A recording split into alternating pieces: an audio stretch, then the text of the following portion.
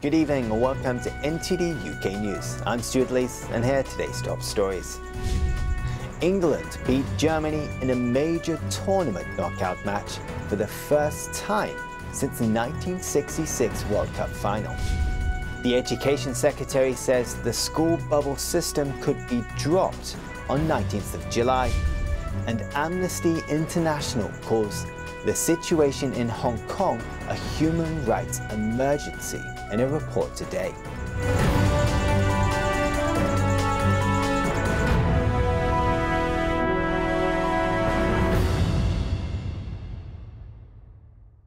After a rare victory against an old rival, England is preparing for the quarter-finals at Euro 2020, while the German team goes home.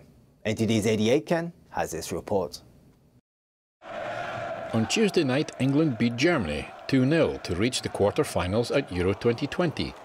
England manager Gareth Southgate says it's a big result. You know, these players keep writing history and they've got the chance again. You know, we've only ever been to one European Championship semi-finals. I mean, the players were immense, I have to say. Right the way through the team, they were immense. He also speaks highly of England fans and is happy to bring enjoyment to millions of people after a difficult year. Were behind every challenge, they were behind every time we pressed the ball, they were behind every run we had, and the energy was incredible in the stadium. Southgate says it's a dangerous moment for the England team. Players need to recover well and get mentally ready for the later games. We know it's going to be an immense challenge from here on, so I think the players know that you know they've been to the latter stages before. They know how difficult that's been. So their feet are on the ground. At a venue in South London, England fans were delirious as they watched the game. Beer was flung in the air when Raheem Sterling scored England's opener and captain Harry Kane claimed the second to secure England's place in the quarter-finals. It's only the second time England have beaten Germany in a knockout match at a major tournament. The first was the 1966 World Cup final, also at Wembley Stadium. Some fans think the victory is because of good management and home advantage. Southgate, he's done a really, really good job. He's actually created a team of players rather than a series of individuals. So I think it's all down to him and to the team responding as well. So I guess actually the home advantage probably helped. To being in London probably helped, and actually I think everyone just wants a bit of a boost. Some fans don't dare to hope that the team will make it all the way to the final just yet. I'm not jinxing it. I think we've got an opportunity. Hopefully we're not going to lose it or do it wrong. We usually don't make it, so we'll have to see. I'd love to say yeah, but I'm also cautious until we make it to the final that we'll be there. In a video posted on Downing Street's social media account, Prime Minister Boris Johnson cheers Captain Kane's goal. England will face Ukraine in Rome on Saturday. Eddie Aitken, NTD News. Despite England's place in the quarter-finals in Rome on Saturday, don't go booking yourself a city break just yet. Italy's COVID-19 restrictions means most England fans will struggle to get to the showdown with Ukraine. Before jumping on a plane, bear in mind, rules to isolate for 5 days on arrival will mean you will be probably watching the game from a hotel room. Those who skip quarantine could face fines of over £2,500. The FA says it will not be selling tickets to the England Supporters Travel Club for these reasons. Instead, it hopes to get tickets to English expats living in Italy to fill the stands. Fans who overcome all obstacles to get to Rome are required to self-isolate for 10 days upon return, as Italy is on the amber list. The government says people should not travel to amber list countries. And in other news, England's victory was disappointing for German fans, and especially the manager, Jogi Löw.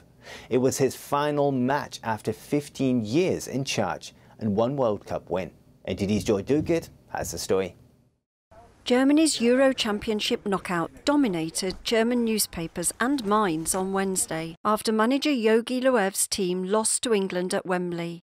"Yogi, it's all over," screamed mass tabloid Bild on its cover, with a subtitle reading, "Bitter farewell for Löw." I'm really very disappointed. I expected more. I also would have wished Yogi a good departure, but unfortunately, there is nothing we can do. The better team wins. The manager reflected on his last game after 15 years at the helm. Of course, the disappointment is enormous for all of us here, for the players, for us coaches, for our team behind the team. It was clear that it would be a game of patience, as no team was prepared to open up too much. Keine Mannschaft will zu viel eben auch preisgeben. Loew led Germany to the 2014 World Cup win in Brazil, his biggest success. But 4 years later in Russia, the team crashed out of the tournament in the first round. In a Berlin beer garden on Tuesday, the party ended sooner than expected for around 1,000 fans. I'm sad. I'll be honest, because I believe Germany was the better team today.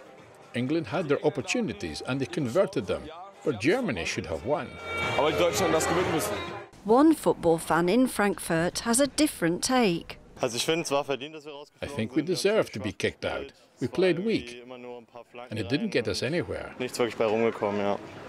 The Germans fell behind in all 4 matches they played, while also struggling to score, apart from their win over Portugal. Joy Dugid, NTD News. The Education Secretary says the school bubble system could be dropped during the next step of easing restrictions. Here's NTD's Jane Werrell with more. Pandemic restrictions mean pupils are being sent home if someone in their bubble tests positive. This system, which has led large numbers of children to miss out on time at school, may end on July 19th. That's according to the Education Secretary earlier. What I want to see is these restrictions, including bubbles, removed as quickly as possible, along with wider restrictions in society. I do not think it is acceptable that children should face greater restrictions over and above those of wider society, especially since they have given up so much to keep older generations safe over the last 18 months. Further steps will be taken to reduce the number of children who have to self-isolate, including looking at the outcomes of the daily contact testing trial, as we consider a new model for keeping children in schools and colleges.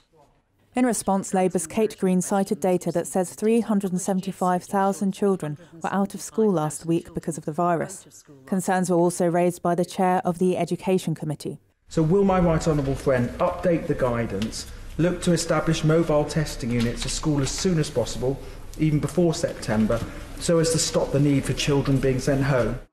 One of the leaders of the COVID recovery group argues bubbles should be scrapped now. Is he really suggesting, given that COVID is going to be endemic, that for the rest of time we're going to be testing our school children on a regular basis? I think we need to move back to normal. Once we've protected everyone who's vulnerable to COVID, and children are not largely, we need to get back to normal, not ensuring our children have to be continuously tested for the entirety of their school careers. My right honourable friend raises a very interesting and thoughtful point, and we do want to see schools return to normality, and we don't want children to feel as if there is an extra layer of things that they have to do that we as adults don't have to do. He says testing is a useful tool, but he doesn't expect children to have to take tests regularly in the long term. Jane Werrell, NTD News, London. More work is needed to convince drivers about the safety of smart motorways, according to the Roads Minister. NTD's Neil Wardray brings us this report. Roads Minister Baroness Veer told MPs there is a gap between the position of the Department for Transport and Highways England and the public perception on the safety of smart motorways. The Department of Transport claims the roads are at least as safe as conventional motorways, but says it recognised that the public have yet to be convinced. There are many systems in there that make you safer. You've got eyes in the sky, you've got eyes in the ground with the Midas system. You can see what is going on. You cannot do that on conventional motorways. It doesn't happen. And that's what the message that we absolutely need to get out there. Campaigners have called for hard shoulders to be reinstated on all smart motorways. There are concerns about the safety of all-lane running smart motorways following several fatal accidents involving stationary vehicles hit from behind. The minister said that would cost an estimated £2.85 billion, and she is not convinced it should happen. She said the 25% reduction in road would push vehicles onto less safe local roads. We've done some high-level analysis. If you assume 25% traffic is pushed off to the road due to the 25% reduction in capacity, we reckon it will be 25 fatalities a year and 224 serious casualties. Around 350 miles of motorway in England have no permanent hard shoulder. In April, Highways England described smart motorways as the safest roads in the country. It said the number of fatalities per distance driven was a third higher on conventional motorways than all-lane running motorways. Neil Woodrow, NTD News. Campaigners are calling for a law change to ensure EU citizens settled in the UK are not discriminated against as the deadline for them to apply for settlement passes. According to charities and campaign groups, a tweak to legislation is needed to ensure EU citizens do not face discrimination at work in getting housing, accessing healthcare and benefits. EU citizens and their families are asked to apply to the settlement scheme by the end of the month to continue living and working in the UK. Despite calls for an extension to this scheme amid delays and difficulties during the pandemic, the government insists this will not happen. There is a backlog of around 400,000 cases awaiting a decision. Amnesty International says in a report today that Hong Kong authorities have used the new national security law as a pretext to curb dissent and justify censorship, harassment, arrests, and prosecutions that crush human rights. Libby Hogan brings us this report. 1 year after a sweeping national security law was introduced in Hong Kong, Amnesty International has called the situation a human rights emergency. In their report released on Wednesday, Amnesty's regional director in Southeast Asia, Joshua Rosenzweig, pointed to a list of court decisions and interviews with activists that show the law has been used to target dissent, justify censorship and arrests. There does seem to be a political element to this, where some of these charges and prosecutions appear to be politically motivated and designed to curb political opposition and silence voices that the government doesn't want. Beijing imposed the national security law to punish anything it deems as subversion, secession, colluding with foreign forces and terrorism, with up to life in prison. Authorities have said the law would affect an extremely small minority of people and that it had restored stability after months of often violent protests in 2019. According to a Reuters tally, more than 100 people have been arrested and more than 60 charged in the first year under the new law. Amnesty has sounded the alarm and said the actions under the law, including harassment and prosecutions, violate human rights. We're calling on the United Nations, and particularly the Human Rights Council, but also the High Commissioner for Human Rights, to really look into the way in which national security, terrorism, and these other concepts are being used by the Chinese government more broadly to target and limit the enjoyment of human rights. The Hong Kong government did not immediately respond to requests for comment. Cayman Island-registered Binance is one of the world's biggest cryptocurrency exchanges. It allows people to buy and sell digital assets such as Bitcoin.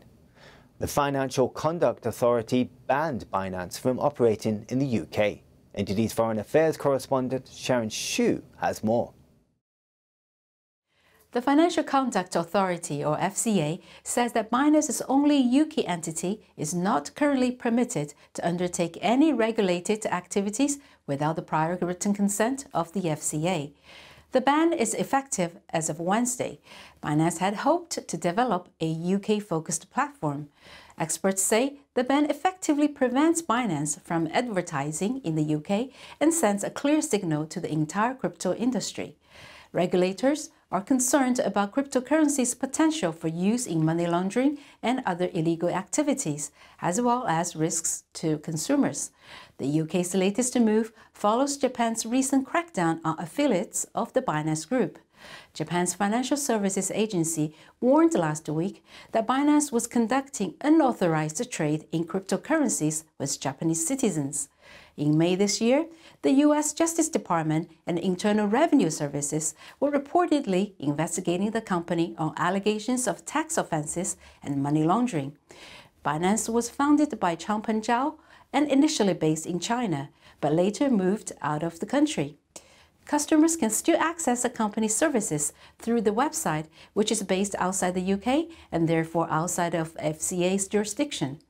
But Binance must display a warning to say it does not have permission to operate in the UK. The company said the move would have no direct impact on services offered through its website. Sharon Xu, NTD News. House prices are soaring, and it's expected to continue as tax breaks remain in place. NTD's Patrick Hayden has the details. British house prices increased 13.4% from June 2020. That's the biggest jump in more than 16 years. Lender Nationwide says it expects demand to stay strong as the government tax break is still in place. One property expert agrees. In my view, I think the price rises will continue, and particularly as we have this imbalance of supply and demand. Supply is at a 17-year low, and in fact, since records began, the lowest number of houses currently on the market. Month-on-month prices show a 0.7% rise from May. Current trends show people still moving away from cities. We continue to see an abundance of cheap money, so mortgage rates at an all-time low. But I think also the pandemic has given people an opportunity, if that's the right word, to reconsider where they live and the type of property that they live in. The reduction in office usage in city centres means that some offices are being reclassified as residential spaces. And having spoken to government about this, they are very much engaged that when this happens, and it will happen, because people are not going to go back to 40,000 square feet offices ever again, probably, that there is a balance of commercial use and residential use. The current stamp duty break means no tax on the first £500,000 of a property purchase, but that ends Wednesday. It'll be replaced by a stamp duty break on just the first £250,000, and that will last until the end of September. Patrick Hayden, NTD News, London. Still to come, a Turkish inventor has brought smart technology to the white sticks used by visually impaired people. That and more when we return.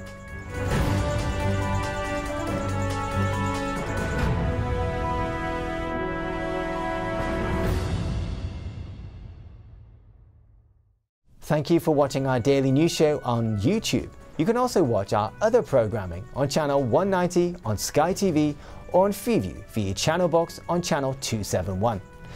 In the meantime though, please give this video a like and hit subscribe to our channel. Have a good day.